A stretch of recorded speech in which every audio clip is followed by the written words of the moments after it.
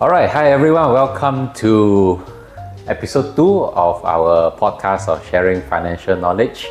I'm Julian. Hi, I'm Ian. And I think we have quite a good run on the first round. So let us see what we can share about on this episode. Okay, so I think we had a little bit of a chat earlier. So let's just talk about the first topic that we want to address today, which is medical repricing, right? This is, I think, the Yes. very hot topic nowadays. I think every insurance company has issued the memo or some form of instruction to their clients to notify them of medical repricing. Woohoo! Yeah, if you have a medical card, chances are you would have, in the past 1 or 2 years at the very least, you would have something about informing you that your medical card premium will be increased. Some of them might be even go as high as 40% increase. Or 40 only. I heard some goes up to even 70%. Really? Oh, Yeah. So obviously it varies across different companies and different products. So Yeah. why do you think that is the case? Oh, medical repricing, it's definitely have a few reasons, okay? One of the main reasons for medical repricing is that the cost of insurance, medical insurance, has gone up. There can be a few things. One of them obviously would be the currency exchange rate, where USD. I know in recent couple of weeks that the Malaysian ringgit has gone quite strong against the USD. But all in all, most of the medicine and medical equipment that we use are all imported. Most of them will be imported, and they are all imported using USD. So I guess you can imagine that the increase of pricing would be also caused by that. That's number one. Okay. So the second point, increase of claims, medical claims. I think in the past recent few years, due to the emergence of COVID, there are more medical claims claimed by all the clients in insurance. And if you have increase in claims, you can probably imagine, right, Julian? So maybe you would like to share with us what would happen if, for a particular insurance company, if the medical claims has gone up, what would happen? Okay, basically, insurance is a very simple concept. To me, it's a pooling of funds.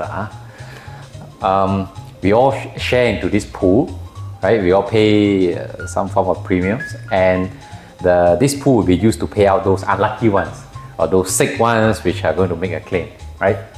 So to insurance company, they are just an operator. It's very simple. Based on the money they collect, and they calculate the claims that they need to pay out. Once they realize that the claim starts to exceed the money that comes in, they just say this is not sustainable, and they only have basically two choices: either to close down the whole plan, or to increase the price for everyone, so that to increase the pool of money coming in. So I think that is a very basic math question. So here's the question. Probably as a client, you would be asking, if it goes up, why wouldn't you have quoted me a higher price at the beginning?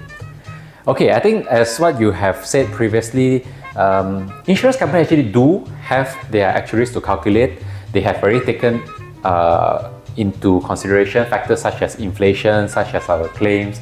But what we are talking about now is the unexpected changes. For example, our depreciation of our currency, right? So that is something that is out of the blue. When this thing was quoted previously, the actuaries or whoever did not manage to foresee the ringgit depreciated to such levels, or at least I think 30%, right? Compared to previously, I mean, ringgit to the USD was only 3.89, then it became 4 point something. So it's easily 30% or so. So the cost of medication has significantly increased, as you have mentioned, and most of our, like you said, most of our medical equipment, our medicine, all comes from the West, and it has definitely affected the cost, right? So I think this is I think the major issue, rather compared to the standard inflation. So these are unexpected, and as you have mentioned, the increase of claims. I don't exactly know the reason, maybe you know, but after COVID, apparently there's a really high surge in claim cases. Maybe also because I think we are now moving about more, I suppose, compared to COVID or pre-COVID times. We are based in one location more compared to now. I think people are more open now. People travel around more. There are also more diseases, I suppose, in the world. There are, I think, new emergence of now monkeypox and all this new strain or measles, I think. So these are some of the unexpected changes, I suppose, in the whole landscape of these medical claims that affected the increase in this premium, which unfortunately affects everyone, including us, right? So we are not big fans of that, but I think this is just a reality. Everything has increased, so the insurance company just have no choice but to increase their premiums in order to sustain this medical care for the benefit of all of us. Another reason would be also the technological advancement in medication and also our surgery process. For example, imagine maybe 10 years ago or 20 years ago, there would be some kind of surgery procedure that only has a success rate of, say, 20%. But due to the medical advancement, the technological advancement in medication and surgery and electrical device, and the medicational devices, you might be able to increase the success rate from 30 to maybe 60 or 80%. But of course, that comes with a cost because of all the R&D, the research and development cost being done in it. For example, recently we are introducing more robotic surgery, tech, right? Robotic technology in surgery. So obviously, it's not going to be cheap, but it is much less invasive than the traditional surgery where you have to cut yourself open, right? The doctor have to cut you open. So these are the things that also include in cost. These are one of the factors that cause the increase in our medical claims. Another one that I can think of is, just now we mentioned, more medical claims. Why? There are two things that I can see. The first one would be something that we can't control because maybe we get weaker due to our living environment, our stress, how we have lower immunity and things like this due to what we eat, our lifestyle. Those are out of our control. We try our best, but we just cannot control. There's another kind. This is something that I'm not sure whether it's a good thing to say, but I will say it anyway. It is us trying to claim whenever we can. Okay, what do I mean by that? Okay, what I mean by that is that imagine that you probably would have done that before, so I'm not sure. Imagine that we have been paying for many years of insurance, okay, and then you need to go to maybe you don't feel comfortable one day, and you wanted to go for a scan, and the doctor will tell you that, oh, if you do not get admitted, this procedure might not be claimable from insurance because you're not admitted. So you have to get admitted. So when you get admitted into the hospital, obviously the charges will be high, a couple of thousands or at least or higher than that. So you do it so that you feel more justified because you've been paying. You for don't feel like years. you rugi out, right? Yeah, Every month you keep paying premium, and other people get to claim, right? Yes. You feel like it's your money's worth. You're taking back your money's worth. You feel much better. Is this good or not good? I think ultimately it will have, one thing is for sure, it has increased the number of claims that the insurance company has to bear. And ultimately, it also increases the burden or the overall pressure that the insurance company has to upkeep. And ultimately, it will also increase our medical card premium. This is one of them as well. So here's my question. Do you think it's justified? Should we then try not to claim whenever we can? Is it even possible as a normal human being? What do you think? In an ideal world, I think we should not claim, unless it's a genuine claim, right? Yes. So therefore, we all get to benefit from lower premiums. We try to keep costs low, so everyone benefits. And only those that genuinely needs to claim. You're really sick. You did this surgery and it's unavoidable, medically necessary. Then only you should claim, and therefore we all get to enjoy lower premiums. Yes. But unfortunately, I think we as human beings, we are in a way to a certain extent selfish, I suppose. Yes. So we always want to see what is in it for us. We don't really care about what other people so I paid the premium, or this is what at least a lot of people thinks about. I paid the premium, right? So I should get to benefit whatever that I have paid for. Yeah, if you increase, like everybody increase anyway. But at least when I want to claim, let me give you an example. One of my clients recently had just a simple fever. Fever it's not claimable, it's an outpatient thing. You go there, maybe you get a Panadol. Even in more severe cases, maybe just an injection, and probably a doctor asks you to go home. So he told the doctor, this one cannot claim, so I need to be admitted. It's a normal fever. So I mean, I don't want to go into too much details, but basically it became a very serious fever, right? Almost suspected of dengue and all sorts. So he was admitted for a night, and instead of probably $100 or a couple $100 bill, the bill came out to be 4,000. Right. So now the thing is, who is paying for this 4,000? Let me assure you, it's definitely not the insurance company. It's you, me, Ian, and every one of us, all of us policy holders. So now, is it justified? Of course, for me, I feel it's ridiculous. I feel he shouldn't do that. He shouldn't increase the premium for every one of us, right? Very selfish of him. But I suppose we are all humans. What do you think about that? I heard it's something called game theory. Maybe you want to explain it. Yeah. So, okay, let's just imagine that we are going out as a group. Let's say there are 10 of us, 10 friends, let's just say 10 of us friends, we go out for a dinner. And then when we get there, everyone has agreed that, hey, you know what, we'll pay by head, we'll just divide evenly. Okay, so let's just start ordering. Open up the menu and start ordering. So you'll be thinking, all right, I'll just try to order something that, not too expensive, something that I think I can afford. Something in the middle, right? Somewhere in the middle, maybe a chicken chop perhaps, or something like that, a roast chicken. That's when you're the first guy who placed the order. Then next thing you know, another guy beside you, I think I'll have the salmon. The salmon looks a little bit more expensive. You check out the menu and it goes, wow, the salmon is more expensive. Still okay lah, right? Slightly. Yeah, maybe. Then the third guy starts to order something else, maybe Wagyu beef. It gets more and more. And then more and more people will start to order this, and they say, oh, I'll add a beer to it, I'll add this, I'll get a glass of wine as well. Yeah. And then before you know, everyone is ordering the food, and then you have to imagine you are only ordering the chicken chop or the roast chicken, but you have to share the cost evenly. So this is where you will feel,